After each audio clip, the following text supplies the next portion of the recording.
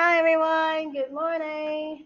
Today is Monday, August 28th. You know tomorrow is convocation, right? We have this different class schedule, and we meet in the gym at 11. There will be free t-shirts and box lunch. Yeah. This week, we will finish this worksheet first, and then we will talk about section 3.1. So please print out your worksheet 3.1. Did you already put it out 3.1? If no, yes, please print it out after class. I think if you have time, you can print out all the worksheets, and then you can put them in a binder. And every day you just grab the worksheet to take notes. Okay. And this Friday, we also have our first homework assignment due. Okay, do you remember how to submit your homework?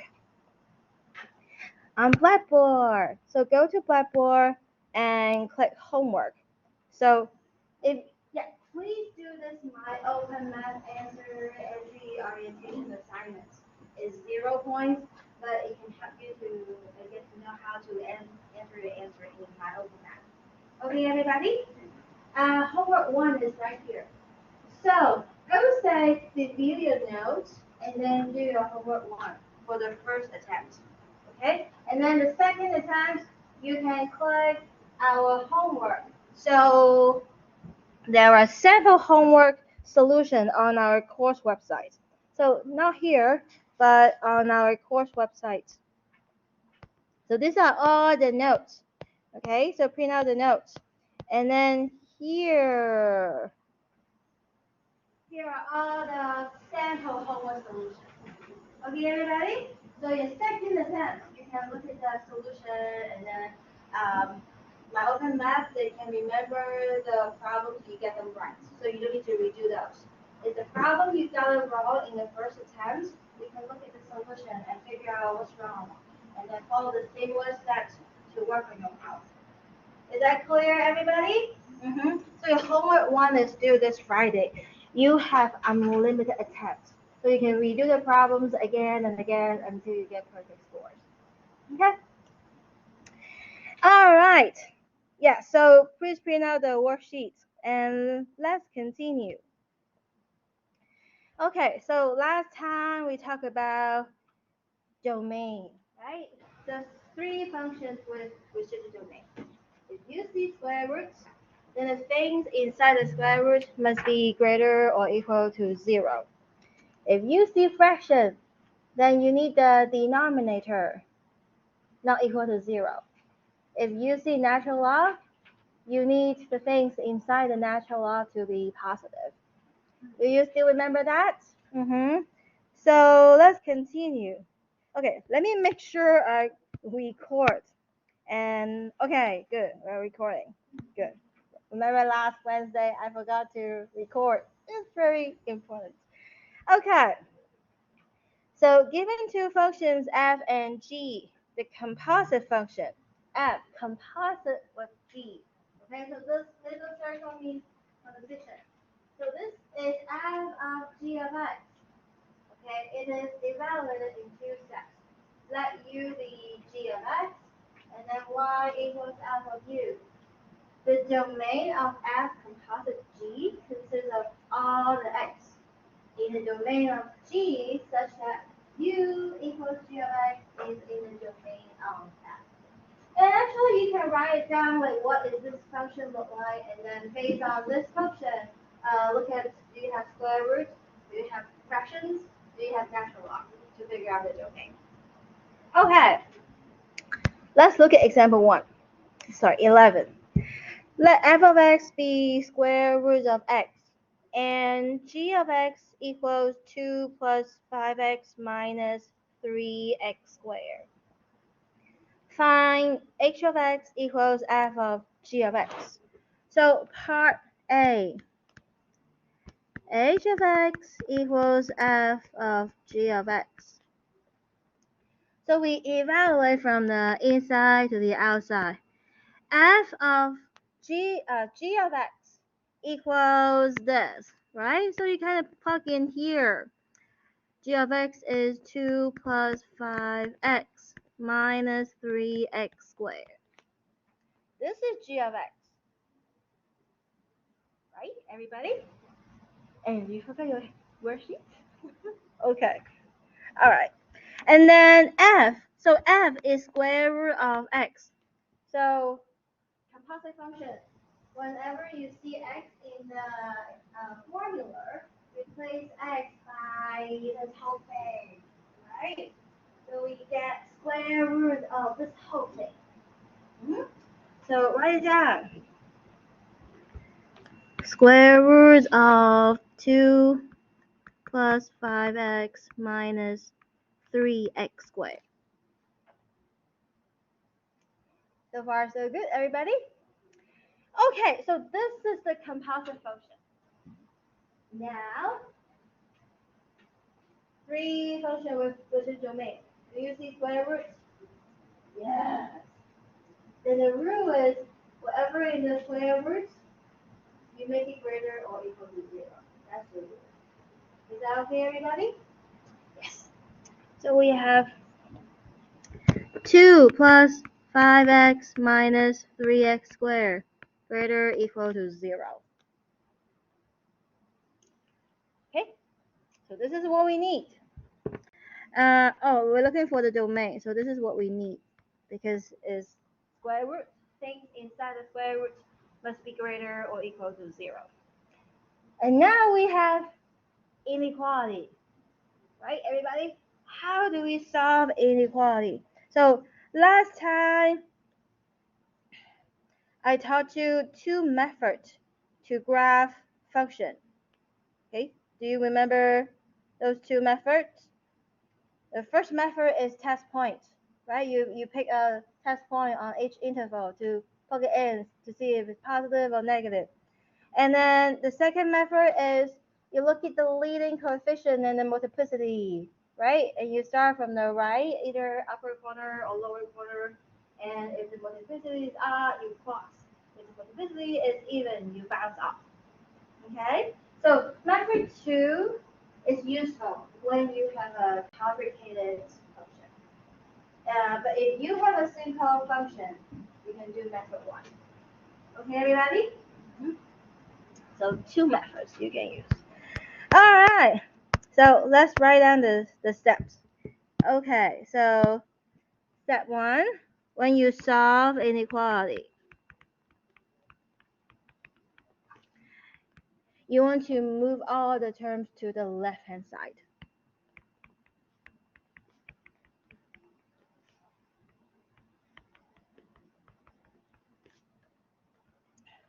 And in this case, we already get this step for free, right? Everything is on the left-hand side. Yes, everybody?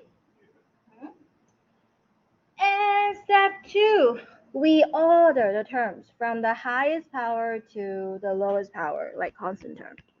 So we order the terms from the highest power to the constant term. Okay. Here, look at this. We should reorder it, right, everybody? So we order it. Then the highest power term is what? Yeah, minus 3x squared. And then 5x. And then plus 2 greater equal to 0. Bless you. Okay, next step. If the leading coefficient, which is the coefficient of the highest power term, is negative, then you want to multiply by minus 1 on both sides to make it positive. And remember, when you multiply by a negative number, what happened to your inequality sign? Yeah, we flip it. So we flip the inequality sign. Oh, that's the attendance. Okay. Yes. Thank you. All right. Let's continue. And in this case, we multiply by -1. So we change the sign of each term. Right, everybody? So we got 3x squared, then what?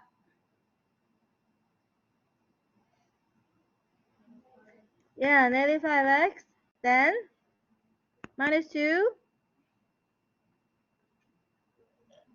less than or equal to 0, right? We flip the inequality sign. Good.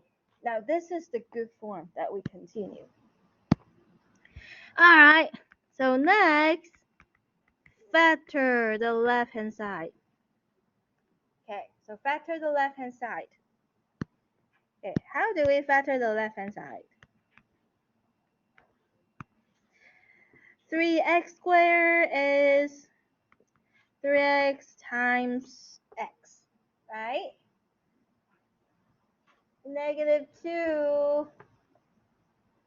So -2, it must be either 1, -2, or -1 and 2.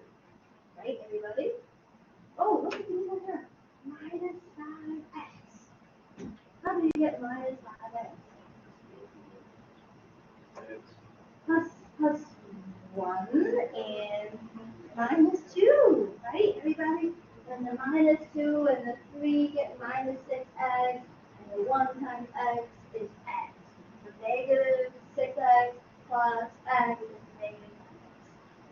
Everybody okay with the factoring? Okay, so -2 plus 1. Okay, now continue with what we did before. You want to find the critical numbers, which means you set each factor equal to 0. So 3x plus 1 is 0, or x minus 2 is 0. So what are the critical numbers? How about you guys take turns to answer my questions? Okay. Right? What's x? Yeah. Or x equals to, yeah, plus 2. Very good. So we find the critical numbers, right? And then on the real number line, you can plot those critical numbers. Okay, which one is smaller? The -1/3 or the 2 is smaller? -1/3 is smaller. So you put it on the left and you put the 2 on the right. Okay, so let me write it down. 6 on the real number line. Okay, we plot the critical number. Okay, so, and then you look at your inequality. So if less than or equal to or greater than or equal to, if it contains the equal sign, it means you want to include the endpoint. So you put a solid circle.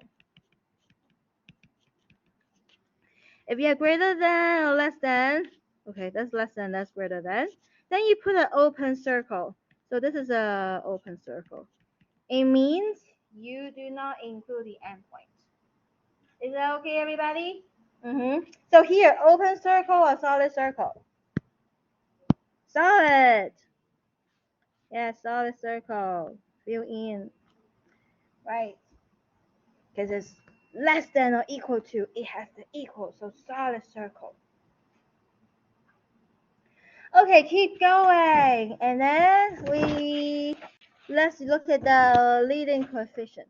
So I prefer the second method. But you feel free to use whichever method you think is easier.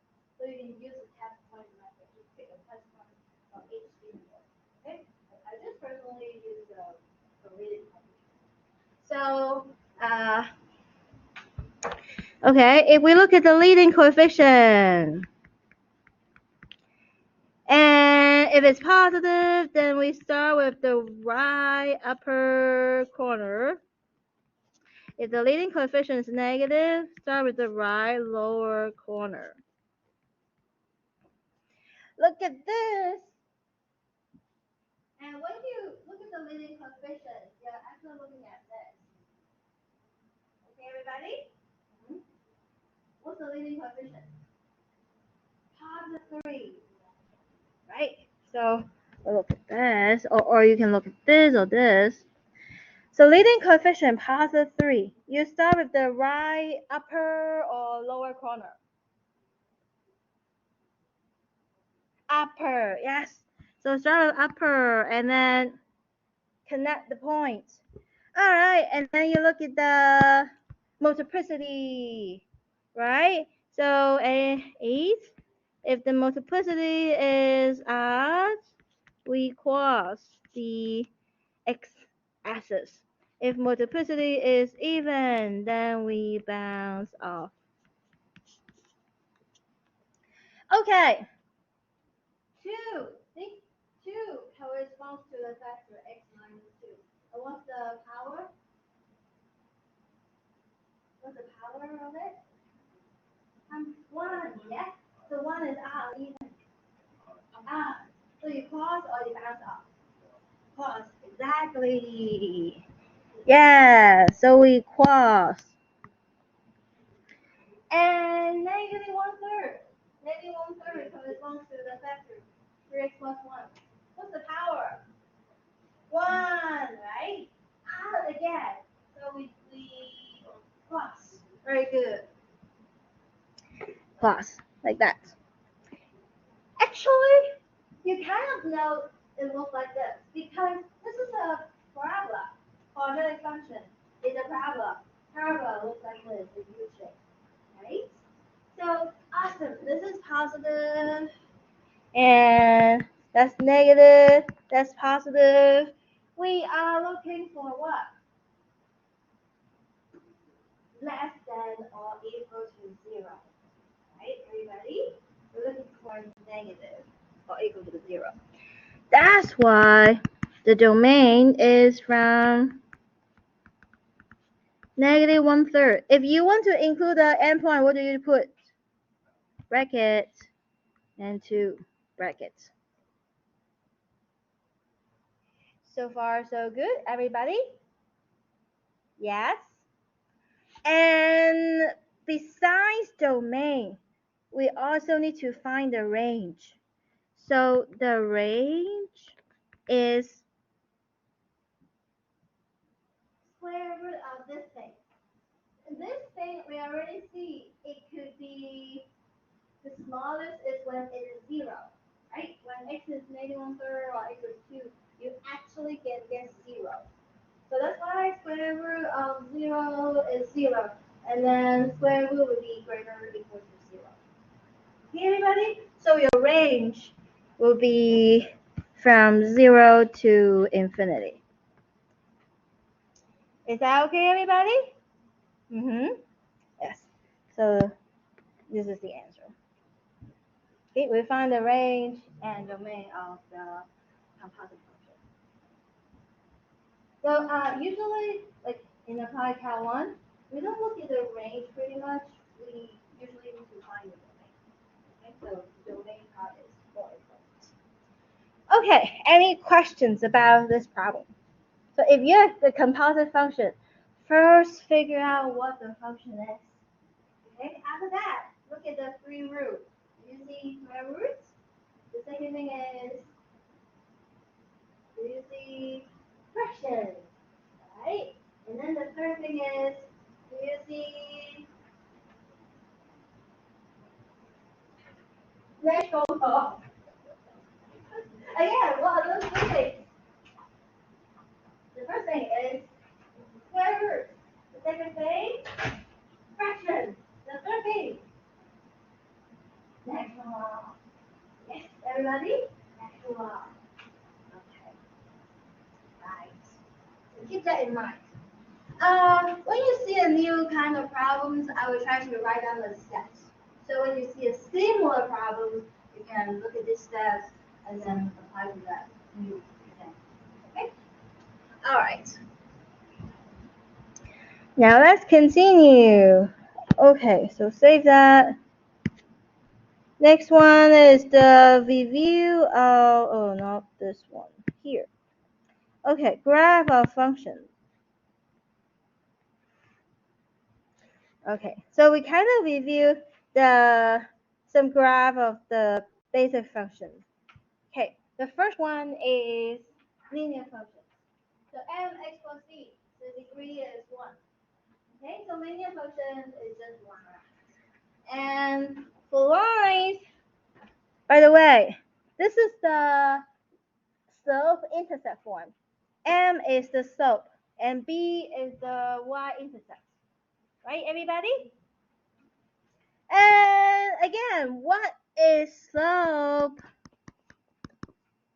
Slope is rise over run, right? So it's change of y over change of x. And usually we have 4 cases like this, that. And look at the first picture. What do you see for the slope? What can you say about the slope? Positive. The second picture, slope is negative. Yes, everybody? Do you all know this? Okay, how about the third picture? Horizontal line, what's your slope? Equals 0. Right? How about this vertical line?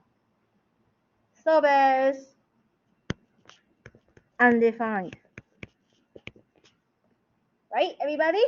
So usually horizontal line, you have x equal, horizontal line is y equals to a number. So y equals, let's say b, a number. Okay? So you kind of comparing with this formula. It looks like the n is 0, so this term is not. Okay?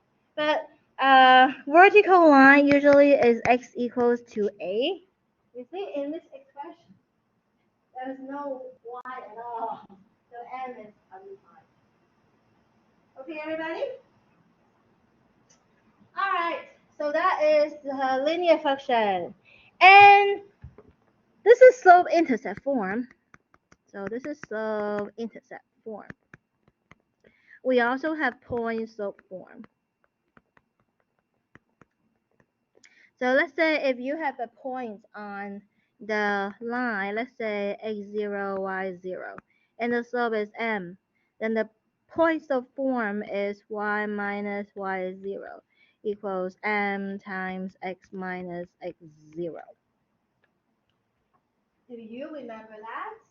Everybody? Point-slope form, slope-intercept form, do you still remember that?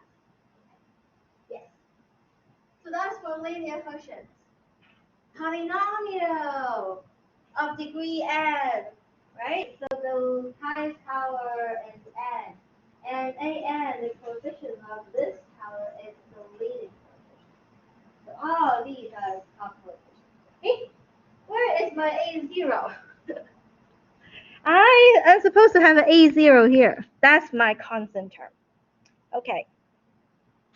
Yes. So polynomial looks like this. Very smooth. Okay, everybody? And power function, x to the a, it depends on what a is, right? And if a is a positive integer, and then depends on whether n is even or n is odd. Actually, we talked about this last week, right? X squared parabola looks like this. And x to the 4 or x to the 6 will be similar to this. But just x to the 4 when x is greater than 1. X to the 4 is greater than x squared. So x to the 4 is above x squared. Does that make sense? Think about it. 3. 3 squared is 9. 3 to the 4 is 81. Right? So x to the 4 is above x squared if x is greater than 1. But on the other hand, when x is between 0 and 1, the x squared will be bigger than the x Is that okay, everybody? So think about it. 0.1 squared is 0.01. The 0.1 to the fourth is 0.0001, much smaller than 0.01. Yeah? So x to the fourth is lower than x squared. But the shape is almost the same, U-shape. Okay? And when n is up, well then, let's leave x to the third and x cubed very similar. They look like this. Okay, yeah. And how about nth root? So nth root, if n is even, we have the square root. So square root of x or fourth root of x or sixth root of x, even root. And then your functions always look like that. And this is key root. For the nth root, the function is, because this and this, they are inverse functions. Remember inverse functions and mirror image about the line y equals x, right, everybody? This is not one-to-one, so in order to get the inverse function, you must switch to the domain to be greater or equal to 0, and then you flip it across the line y equals x to get that. Okay, everybody? So you switch to the domain to get one-to-one piece, and then you can flip it over. That's why the domain for square root is greater or equal to 0. The domain for keywords are real numbers. Okay, everybody? All right, and when a is -1, so 1 over x, the reciprocal. Okay, you all know that this is the graph of 1 over x? Yes? Okay. Rational functions. You have numerator and denominator that are polynomials. And remember when we find the domain? You set the denominator not equal to 0. Like this. You set the denominator x squared minus 4 not equal to 0. And how can you factor x squared minus 4? Difference of square? Yeah, plus 2 minus 2. You see, you have x plus 2 not equal to 0 and x minus 2 not equal to 0. So x not equal to -2 and x not equal to 2. Do you see here this vertical asymptotes? Right? Yeah, not equal to -2, not equal to 2. So that's what the graph of a rational function looks like this. You have some vertical asymptote because your domain, the denominator cannot be 0. Is that okay, everybody? Okay. All right. And then next, we have the 6 trig functions. Okay. So sine and cosine, you know, is wave, right? The sine start with 0 and cosine start with 1. Okay, everybody, do you still remember? Sine start with 0, cosine start with 1. And the rest can be deduced from those two. Why? Be familiar with the trig identities. Maybe let's go to the next piece. Let's go to the next page. Let me remind you all the trig identities first. So the way how I memorize the trig identities, and remember this hexagon. The way how you put the trig function is the natural order you read them. You put sine, cosine, tangent, cotangent, secant, cosecant. And then you put 1 in the middle. Is that okay, everybody? Then do you see there are 3 diagonals? Do you see that? There are 3 diagonals. The magic is, for each diagonal, the product of the two ends equals the middle one. Look at this diagonal. What do you get? Well, what do you get? So this diagonal, the product of the two ends equals the middle one.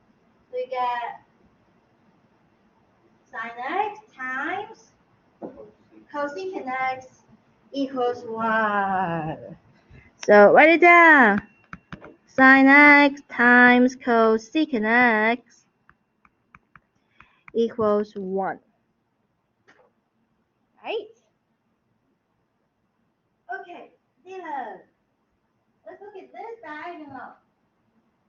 What do we get? Yeah, very good. So tangent x times cotangent x equals 1.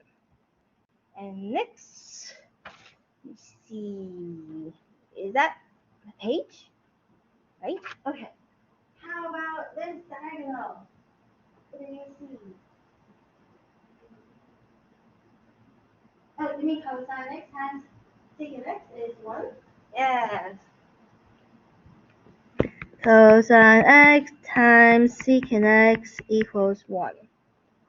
Right? Mackenzie! Oh, okay. Oh, next one is the triangles. Do you see there are 3 upside down triangles? I call them upside down triangles because usually you draw a triangle and you go like that, right? So this 3 is like upside down. The tip is pointing down. Okay, the property is, so this upside down triangle, the property is the top 2 vertex, the sum of the top 2 vertex square equals the bottom vertex square. And be careful, this is not Pythagorean theorem. It's just a way to help us to memorize the trig formula. Is that okay, everybody?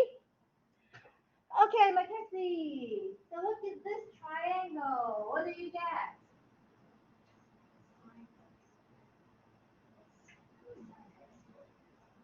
Yeah, very good.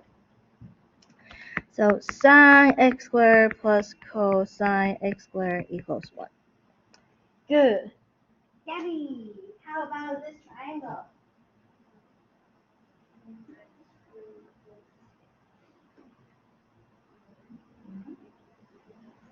Yes, very good. So tangent x squared plus 1 equals secant x squared.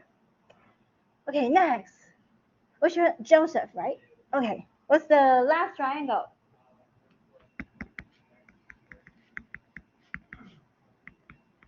Yes, cosine x squared. Yes, very good. So see, this hexagon can help us remember the 6 trig identities.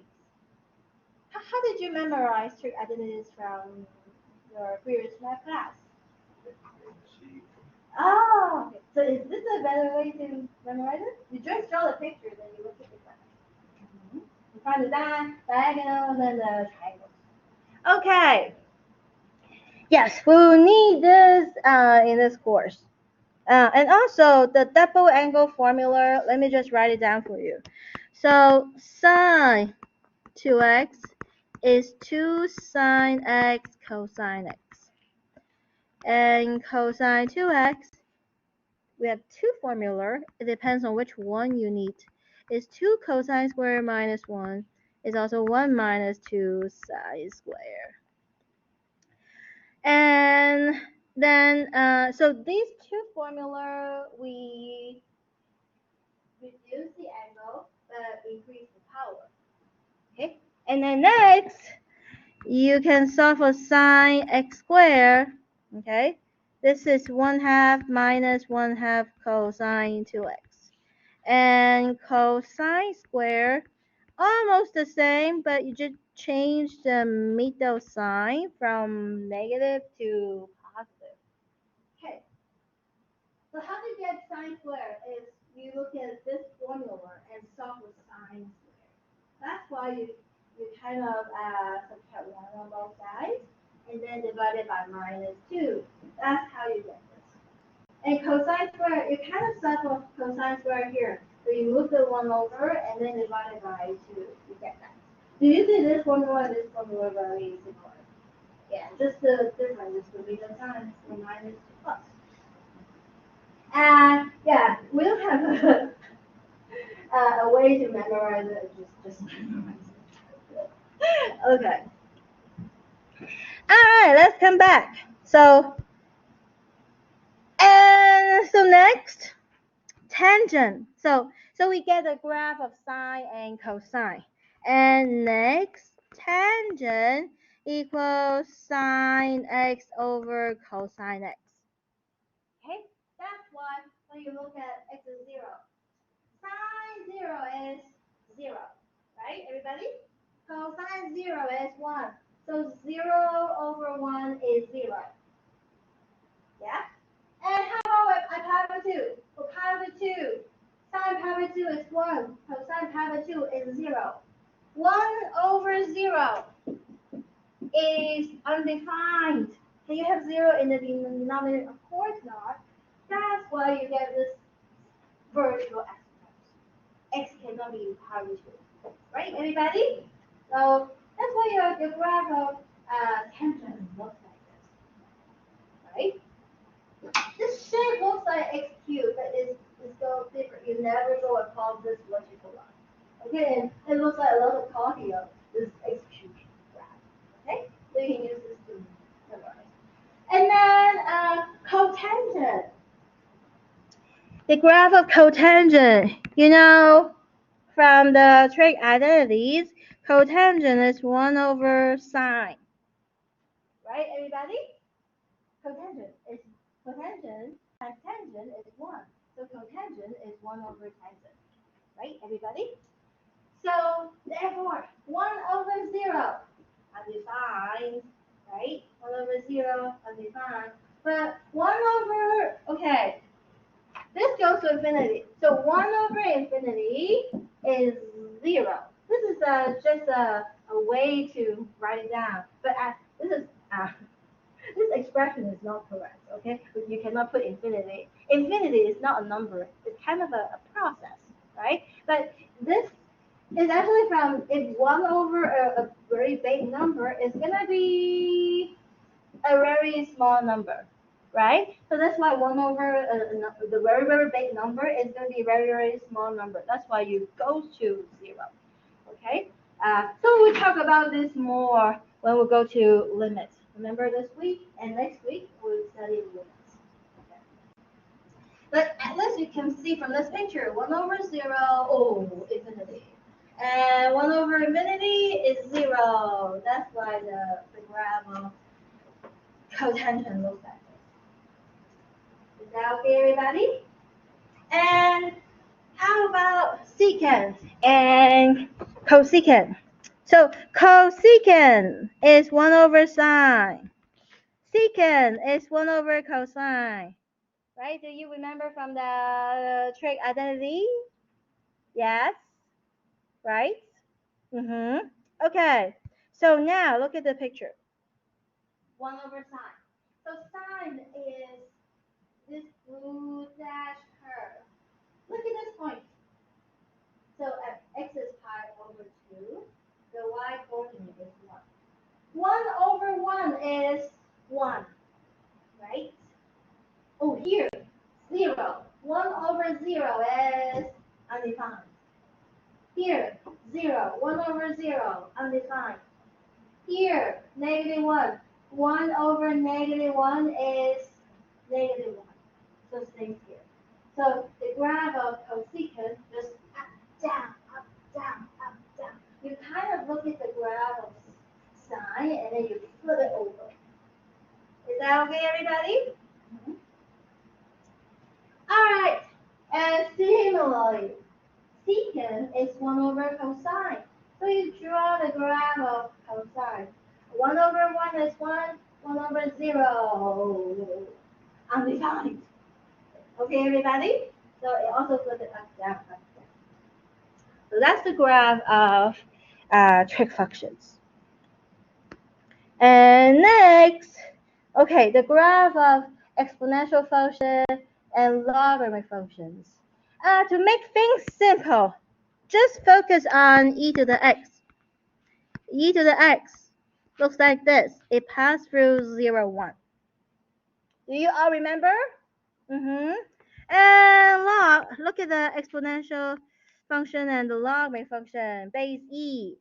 And they are inverse functions. So it passed through 0, 1.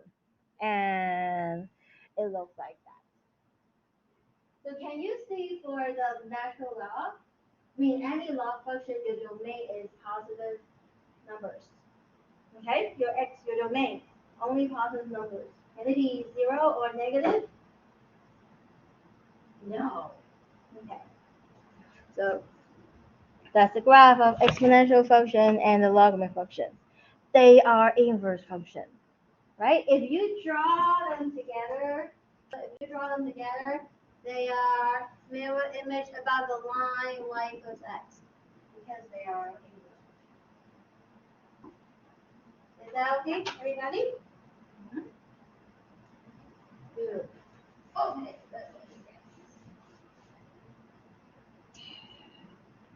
All right. So do we cover everything here? Oh, okay. Good. Special angle values. Do you still remember this from the trig? Yes. Sine 0 is... Okay, look at the graph of sine. It looks like this, right? So sine 0 is 0. Sine pi over 2 is 1, right? Yes, everybody? Okay. Sine pi over 6 is... Any guess? Sine pi over 6 is... Okay. So 0 and pi over 2 is kind of here. So then you get the numbers is between 0 and 1. Okay, if you forget, let me remind you. So sine of pi over 6 is 1/2.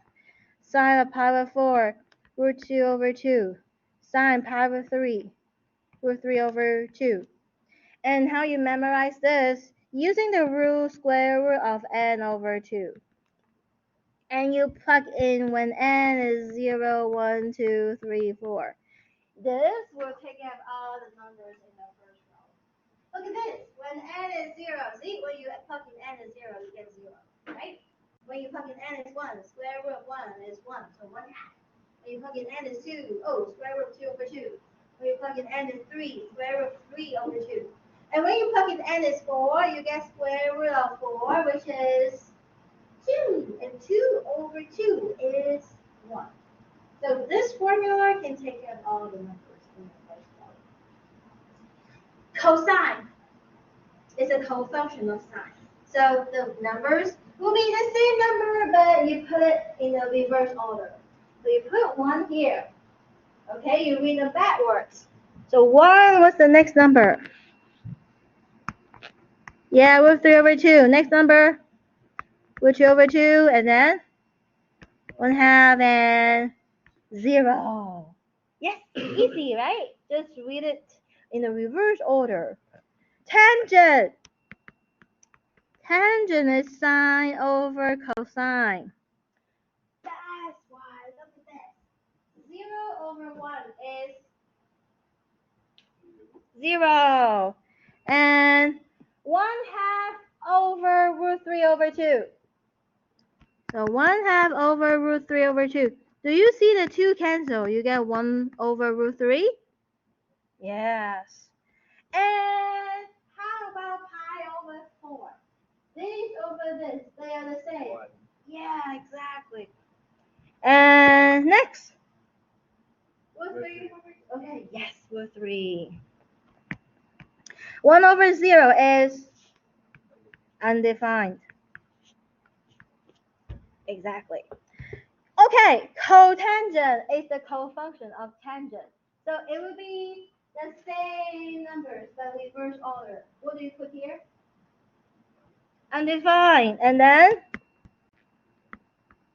root 3. And then 1.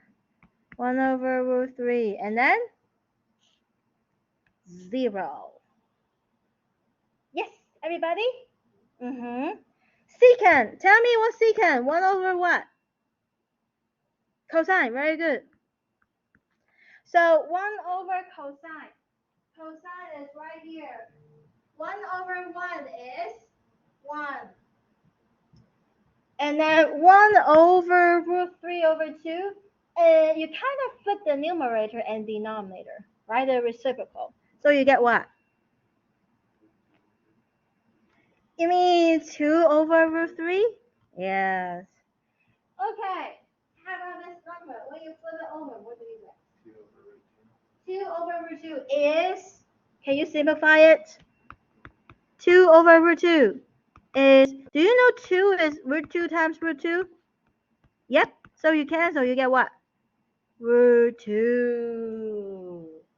Yes, everybody? And then what's next number? What's the reciprocal of 1/2? 2. And 0. 1 over 0 is undefined. Okay. That's secant. How about cosecant? Yeah. Undefined and then? 2. Yes. Then? Root 2. Yes. And then 2 over root 3. And then 1. Just rewrite the numbers in the reverse order. Okay, everybody? So this is how we figure out all of this from your trick. Okay, this is graph of functions. And then we finish this worksheet. And now we need the 3.1. So how many of you get the 3.1 handouts? Raise your hand. How many of you don't get the 3.1 handout? Raise your hand. Okay, shall we start in next class? So please print out the worksheets. Do you know how to print out the worksheets? In the library, right? There's a printing.indianatech.edu, and then you go to submit a job, web print. Yeah, and then you can download the file and then upload the file to print. And you choose which printer, ACC library. And try to print black and white because some of my worksheet is colorful, and if you print black and white, 10 cents each page. If you print color, it's 50 cents each page. Yes. Okay, everybody? So please print out 3.1. And if you have time, I would suggest you print them all out. It's not a lot. You print them all out and you just bring the folder with you every class. You don't need to worry about, oh, I forgot to print my notes. Okay. Have a nice day.